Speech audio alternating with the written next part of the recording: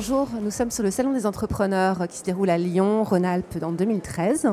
Véronique Garnaudier, bonjour. Bonjour. Donc, vous êtes la fondatrice de Charlotte, une belle success story. On rappelle leader de vente directe de lingerie. Vous avez un parcours peu banal. Vous avez créé votre première entreprise à 22 ans, je crois, dans le domaine des salles de sport. Puis il y a eu d'autres aventures et puis Charlotte. Pourquoi cette envie d'entreprendre et comment est née l'idée de Charlotte ? Alors déjà, effectivement, créer sa première entreprise à 22 ans, ça paraît toujours incroyable, mais mes parents étaient entrepreneurs et je crois que ça vient déjà d'un héritage familial où très vite ils m'ont donné cette notion d'indépendance et de cette volonté de vouloir aller de l'avant, ils m'ont donné confiance et du coup, voilà, l'envie de créer. Alors, la première entreprise, c'était effectivement des salles de sport que j'ai revendu au groupe Gymnase Club pour ensuite intégrer en tant que salarié le groupe OCP, qui est un répartiteur pharmaceutique. Et puis, au bout de quelques années, j'ai fait mon trou et j'ai vraiment eu de nouveau l'envie de me lancer dans l'aventure. Et de là, Charlotte. Alors, comment est née Charlotte ? Tout simplement d'une rencontre.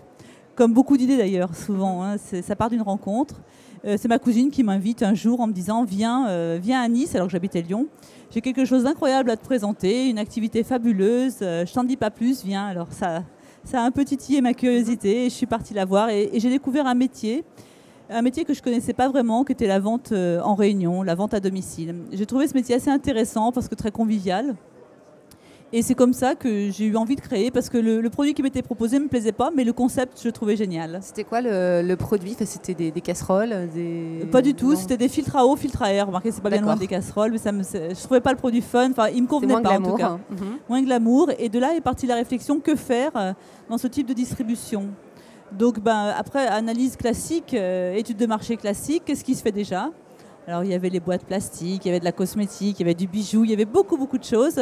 Et puis, Eureka, au bout de quelques mois, il n'y avait pas de lingerie. Je dis ça, c'est génial, c'est un produit qui est féminin, c'est un produit qui se renouvelle, c'est un produit que tout le monde porte. Ouais. C'est un produit qui va marcher. C'est que ce soit jamais fait avant, parce qu'on se dit s'il y a un produit qu'on peut, en tant que femme, avoir un petit peu, on n'a pas envie de se montrer dans les boutiques ou ce genre de choses, c'est le créneau, c'est la vente à domicile. Hein. Et c'est probablement pour ça que ça marche très bien, parce que justement, ça n'avait pas été créé avant. Donc j'étais super contente. Il faut remonter il y a 20 ans, hein, c'était il y a 20 ans. Absolument. Donc aujourd'hui, voilà, l'entreprise est plutôt super, elle a une belle croissance. Nous avons quelques chiffres, peut-être 4000 représentantes. Alors bien sûr, 4000 paraît un chiffre énorme, mais c'est souvent des personnes à temps choisies. Donc ils font ça en activité complémentaire pour une partie d'entre elles. Et puis d'autres font carrière et construisent des belles équipes et donc de belles histoires. À quoi vous attribuez votre succès, hormis cette idée qui marche ? Qu'est-ce qui fait parce qu'il faut mener ces équipes vers de telles croissances. C'est vrai, et je crois que c'est l'humain. En fait, ce qui fait la réussite, c'est l'humain. On ne réussit pas seul, on réussit en équipe, on l'entend souvent.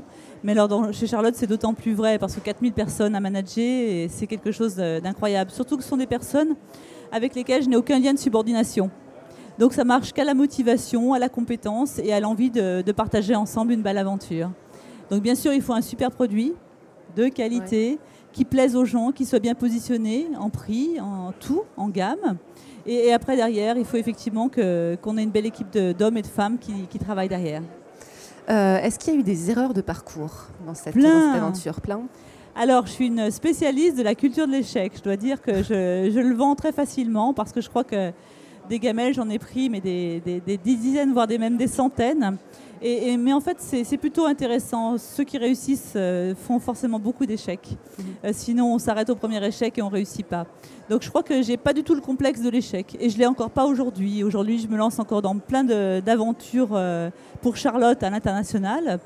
C'est des paris, c'est un peu une partie de poker. Mais je sais que je peux avoir un échec, mais ce n'est pas grave. De l'échec nourrit souvent un nouveau positionnement, une nouvelle attitude, et on repart.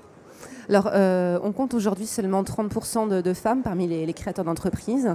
C'est un peu mieux qu'avant, mais ça stagne en fait. Et souvent, les entreprises créées par des femmes grandissent moins vite, moins que celles de leurs homologues masculins.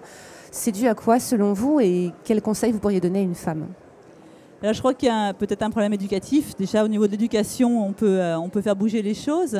Il y a aussi ce sentiment peut-être que la femme se sent moins sûre d'elle au niveau de l'engagement entrepreneurial. Et puis peut-être que c'est en termes de priorité aussi. elle favorise les enfants, etc. Donc je crois que c'est déjà des critères qui jouent dans le choix entrepreneurial. C'est vrai qu'il faut faire des choix et que quand on est mère de famille, c'est pas toujours facile de concilier les deux. D'accord. Bien, je vous remercie beaucoup et puis très bonne croissance puisque ça va venir encore. À l'international surtout, on se lance dans une belle aventure. Merci. Merci à vous, à bientôt. À bientôt.